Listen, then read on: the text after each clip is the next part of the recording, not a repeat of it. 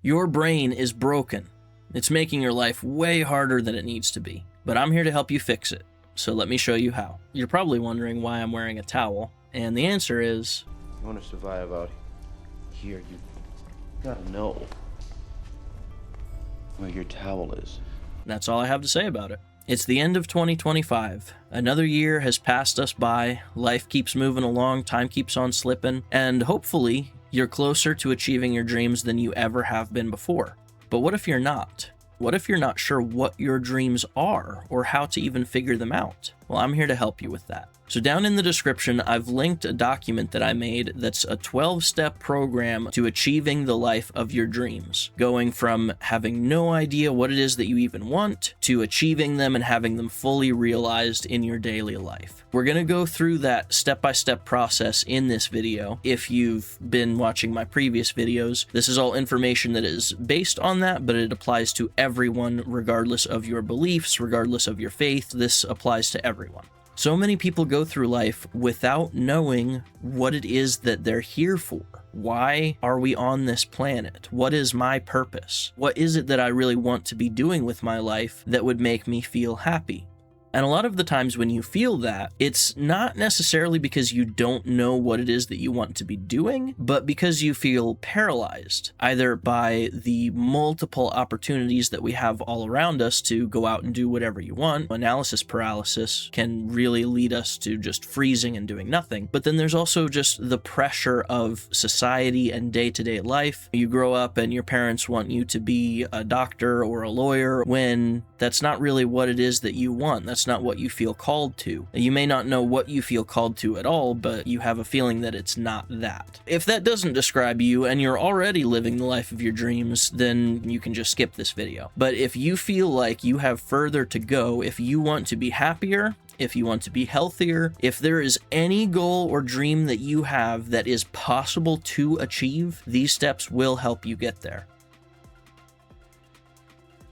If we aren't sure what we want, how exactly do we figure that out? A combination of action and reflection. Even if you don't know what it is that you want to be doing with your life, if you're in a freeze state and you're not doing anything, that's not going to help you get anywhere because you're not adding any new data or sensation into your life. So you just end up with depression and feeling like doing nothing because nothing really seems appealing to you. But it's not because nothing is appealing to you, it's more so just because you haven't been doing anything. And that's a trap that I've fallen into. I was diagnosed with depression and I've struggled with it for a long time. And it wasn't until fairly recently that I just had this epiphany that yes, depression is a legitimate illness. It is something very real that millions of people struggle with around the world. But even though it is this real horrible thing, it is a choice.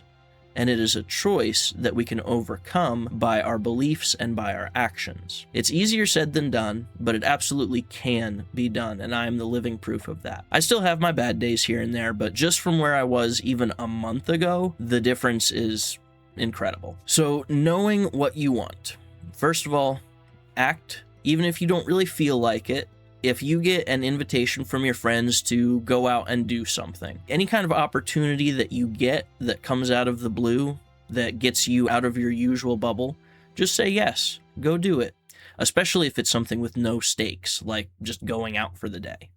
Do it. And the second thing that we need to know is ourselves. We need to be able to understand what it is that we want.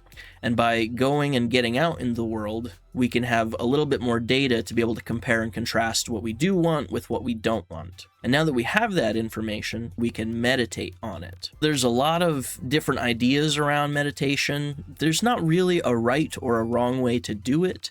I think if you're getting results from it, then it's working for you, and you should just keep doing whatever it is.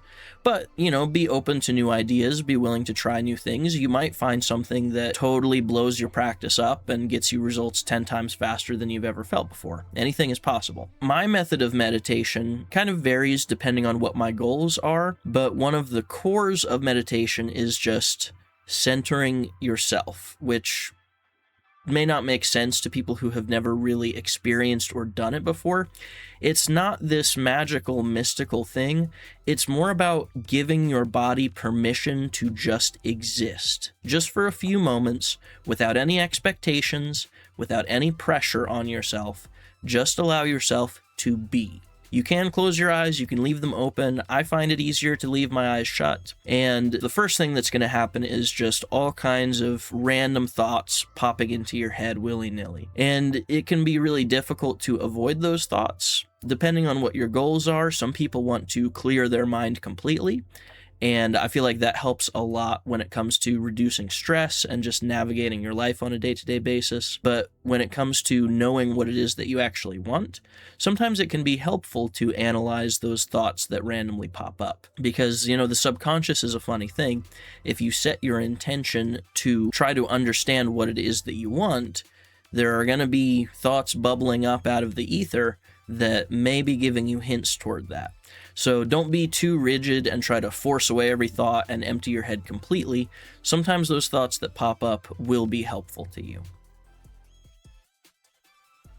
You've probably heard the term resistance, but it's a little bit different than what it's painted to be. When you're in meditation, you want to imagine yourself living out your dreams, whatever it is that you feel the most aligned with. It doesn't matter if it doesn't even seem like it's realistically possible. You have desires for a reason, and you owe it to yourself to at least try to bring them into reality. So take your desire and just sit down with it and picture it in as much detail as you can. You don't need to go crazy. You can leave some gaps and some vagueness in there. Really, the idea is you want to picture it in enough detail that allows you to engage your emotions and really put yourself in the scene and feel the feelings that you would feel if you were there. That's kind of the secret to all of this and to manifestation that people talk about, is engaging your emotions and making yourself feel as if you already had the thing. Because the way that our brains work, our subconscious doesn't really recognize the difference between imagining an experience and actually experiencing it. So the feelings that we feel in our head when we imagine something are the exact same feelings that we would feel if we actually had it. Sit with your feelings, and as you do that, as you start to engage with the scene in your head, resistance is going to pop up. And that can come in many different forms. It could be just a little nagging thought in the back of your head. I don't have enough money to do this. I don't have enough talent. It could just be a sensation. It could be a feeling. It could be a memory of some event that happened in the past. And what we want to do when this resistance comes up is don't ignore it. A lot of people will tell you to push it away, but that's actually counterproductive. You want to write them down, and you want to ask yourself, why am I feeling this? What is this feeling trying to tell me? Dive deep into yourself and find all of these beliefs that are in conflict with whatever life that you want to be living. All of that resistance is actually trying to serve you. It's trying to protect you from events and experiences that you don't want to have happen to you. They may not be in line with what you actually believe. Most of our beliefs aren't things that we actually consciously chose. We kind of just learned them through our childhoods. And sometimes those beliefs can be very maladaptive, but it's still helpful to understand what the positive intention is of those resistances. What is it trying to achieve for you? How is it trying to protect you?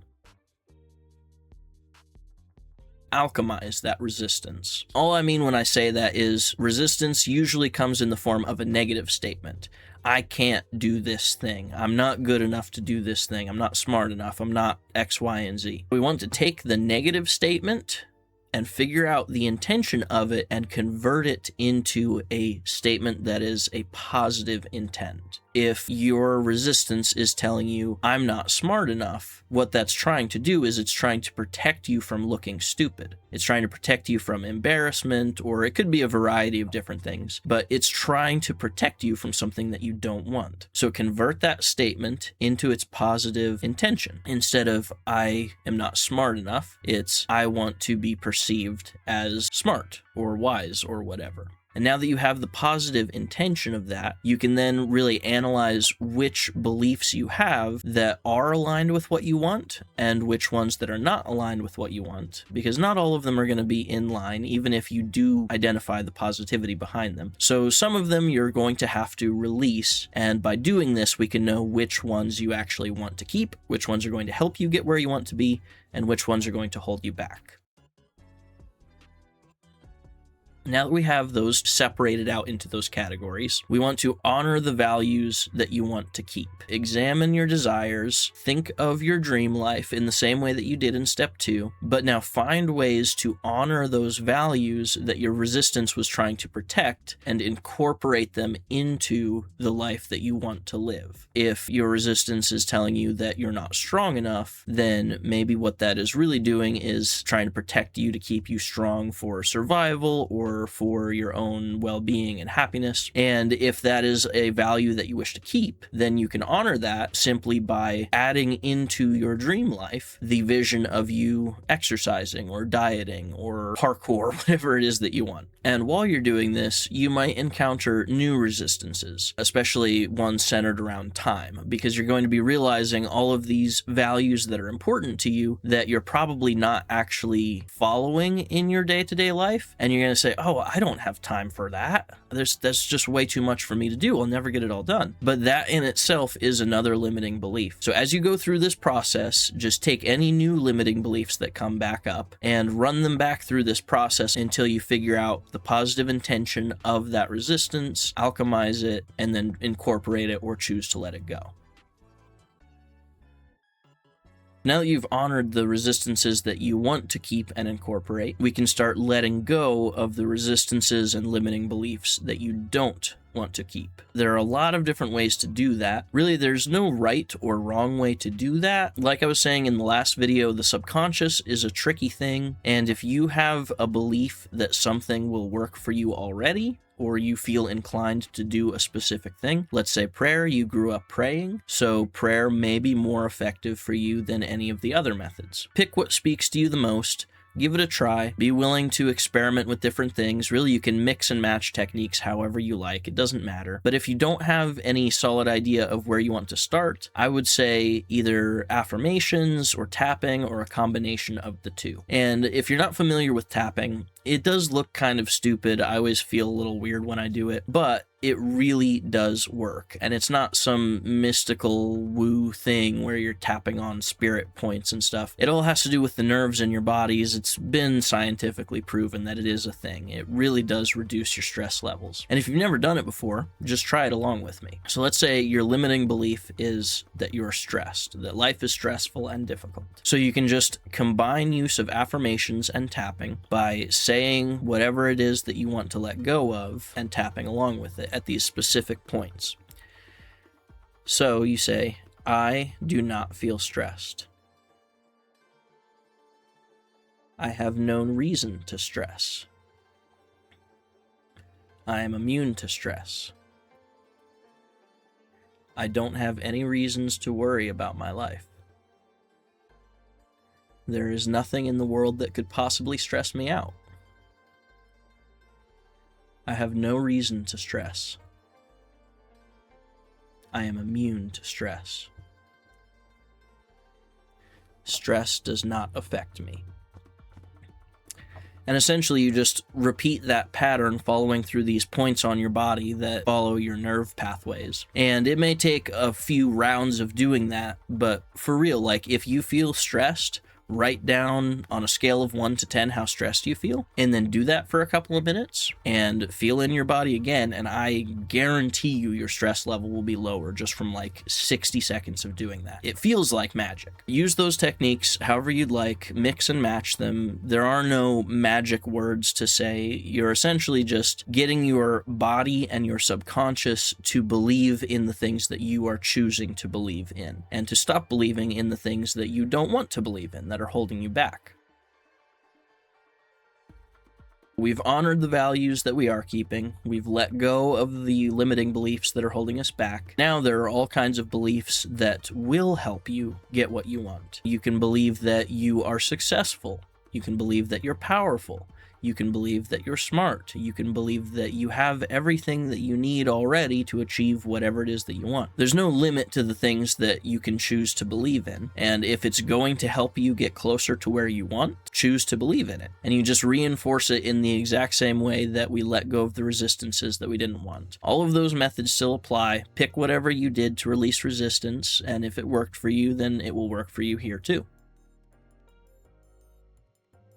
Step 8 is where we start bringing things from our subconscious and from our imagination into the real world. So you want to create a plan of action on steps that you can take today to be able to get closer to living the life of your dreams. And it doesn't have to be any big crazy thing. If you want to start a 1 million subscriber YouTube channel, you're not going to do that today, but you can take steps today by making a video and putting it online for people to see. And every one of those little baby steps that you take is going to get you just that much closer to your goal. It's not a sprint, it's a marathon. A lot of people will sabotage themselves by not doing the small little steps that they need to take to be able to actually get to where they want. So write down whatever steps you can actually reasonably act on in the here and now to get you just that little bit closer to where you want to be. And as you begin to gain confidence, it will be that much easier for you to act on it.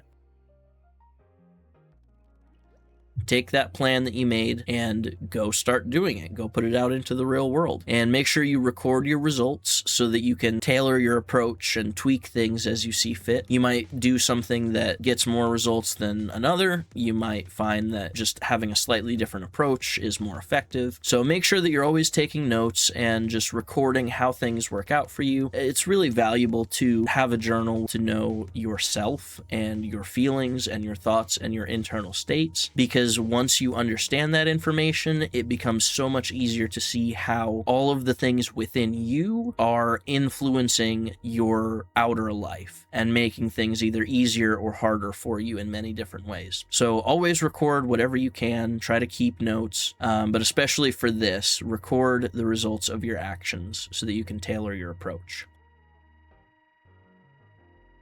You want to repeat steps 5 through 9 every day, from incorporating the beliefs that you want to keep, letting go of resistance, reinforcing your beliefs, and making your plan of action for the day and acting on it. Just keep repeating this until you get the results that you want. Embrace surprise. The reason that I put this in here is because sometimes the things that we think we want aren't the things that we actually want. And our minds may not really recognize that. We may fight to get these things that we think that we want, but sometimes you'll find that you're actually far happier without even having the thing. Your source of happiness is coming from somewhere completely different. And so if you find yourself experiencing that, don't be so laser focused on your goals that you are neglecting yourself or the things that actually are making you happy, because that's the whole point of all of this. If you're so focused on the goal, if you can't see the forest through the trees, you're defeating the point. And the 12th and final step is simply have fun. Life is meant to be a journey. It's meant to be this funny, whimsical, mysterious, strange experience that all of us are on. And it's very easy to take that for granted. It's easy to get absorbed into the world around us, to be so stressed and piled on with bills and with all of the things going on around us, friends needing us, family needing us, that it can be really difficult to remember that life is a ride. Life is an experience. It's something that we were meant to be here to enjoy, and that we are meant to be able to achieve all of the dreams that you want. All of the dreams that you've been imagining ever since you were a little kid are completely within your grasp. And you may not get all of them in this lifetime. You may have to pick and choose between certain things. You have to know what is important to you. So know yourself, don't take things too seriously, have fun, be whimsical, and go out there and achieve the life of your dreams.